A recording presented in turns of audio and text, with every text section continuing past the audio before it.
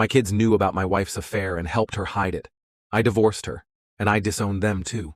Hello Reddit Talkative here. You ever have one of those moments where everything you thought was real turns out to be a carefully constructed illusion? That was me. That was my life. I was 45 years old, married for 19 years to my high school sweetheart Laura. We had 3 kids, Mason, 17, Olivia, 15, and Ben, 12. I used to say they were my world. My reason for waking up at 5 a.m. every day to bust my ass at a job I didn't love. My reason for putting away dreams I had in my 20s. I built this life for them. A home, a future. I thought we were happy, stable, at the very least. But happiness, I learned, can be faked. Stability is only as strong as the weakest secret. It started small. Laura got a new job at a non-profit. She came home glowing like she had rediscovered something or someone. I noticed it, of course I did, but I chalked it up to fulfillment. I was happy for her. But soon, the late nights started. Fundraisers, she'd say. Outreach meetings. The nonprofit world, apparently, was a 24/7 commitment. I became the full-time parent by default. I didn't mind, though. I love my kids. But something started to feel off. Mason was colder.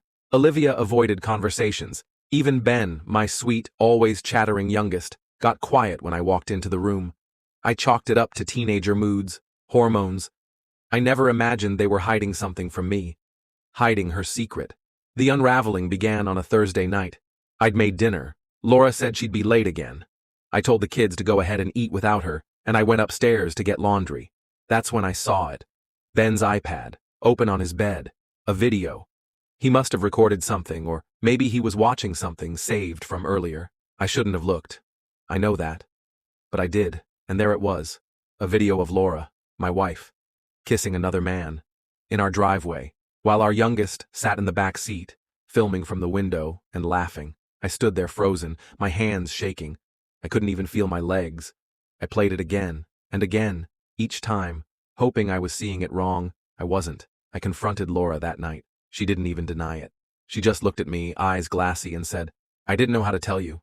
You didn't have to. Your son already did." Her face fell. But not in guilt, in panic. "He showed you?" He filmed it. She broke down, sobbing, saying it just happened, that she felt disconnected, that she didn't want to hurt me. But it wasn't just that betrayal. It was the realization that my own kids had known, helped her, protected her. I demanded the truth, all of it. Turns out Mason had been covering for her for almost a year. Olivia had helped delete messages off her phone. And Ben, sweet little Ben, had apparently been bribed with new video games to keep his mouth shut. I wanted to scream. I wanted to break everything in sight. But all I could do was sit on the edge of the couch and whisper. "Why?" Mason, arms crossed, wouldn't meet my eyes. "We didn't want to lose Mom," Olivia said. "We didn't think you'd take it well." Take it well? Take it well? My whole family, my blood, helped my wife cheat on me, and then played pretend every day at dinner like we were the goddamn Brady Bunch. I filed for divorce the next week. People say divorce is hardest on the kids.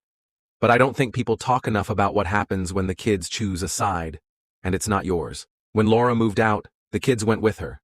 I gave them the choice, and they chose her. I didn't fight it. What would be the point? They'd already made it clear where their loyalty was. For a while, I tried to stay involved. I offered weekend visits, holidays, but it always felt forced. Like I was the substitute teacher in their real life. Eventually, I stopped trying.